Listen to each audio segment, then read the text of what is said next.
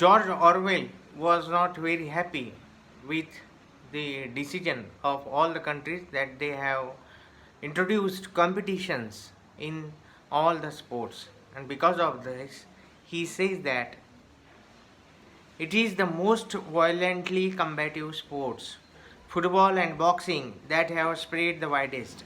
There cannot be much doubt that the whole thing is bound up with the rise of nationalism. That is, with the lunatic modern habit of identifying oneself with large power units and seeing everything in terms of competitive prestige. Also, organized games are more likely to flourish in urban communities where the average human being lives a sedentary or at least a confined life and does not get much opportunity for creating labor.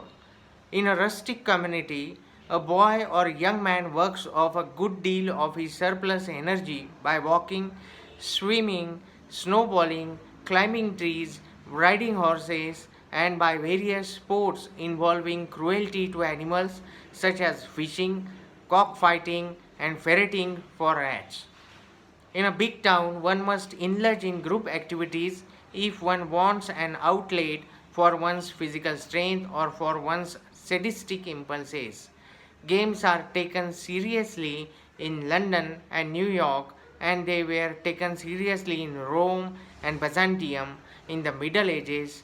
They were played and probably played with much physical brutality, but they were not mixed up with politics nor a cause of group hatreds.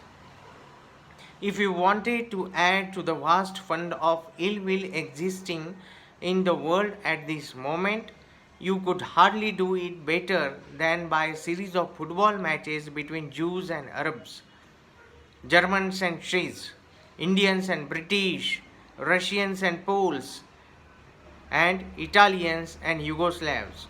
Each match to be watched by a mixed audience of 100,000 spectators. I do not, of course, suggest that sport is one of the main cause of international rivalry. Big scale sport is itself, I think, merely another effect of the causes that have produced nationalism. Still, you do make things worse by sending forth a team of 11 men labeled as national championship to do battle against some rival team and allowing it to be felt on all sides that whichever nation is defeated will lose face.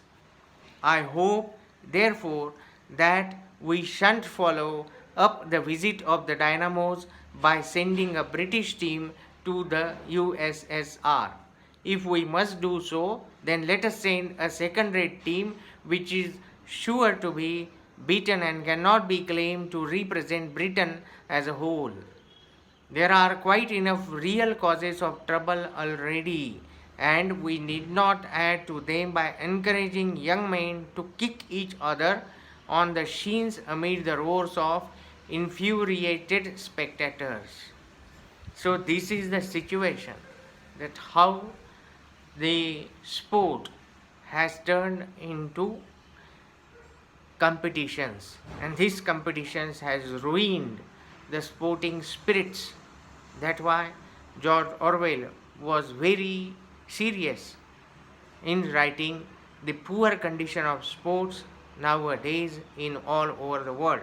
No one is playing for the fun and enjoyment. It becomes the bazaar of playing, the bazaar of sports, that each and every country is trying to achieve the name and fame in the name of sports. So it is very difficult if you are going to judge the persons only on the basis of the competitions. It is, though it is said that the sports are played for the enjoyment, but here when you are going to arrange such type of competitions, then definitely there there will be a competition among the two parties, and they are going to use the competition by hook or by crook. And if the same culture is going to flourish among the citizens in all over the world, then there only a competition. Forget about the humanity. So each and everything is based only on competition, and this poor condition will lead us towards a great loss in the society. So this is the situation that George Orwell, a poet, essayist, short story writer, was thinking very difficult, and he has pointed out with the help of this essay, The Sporting Spirit.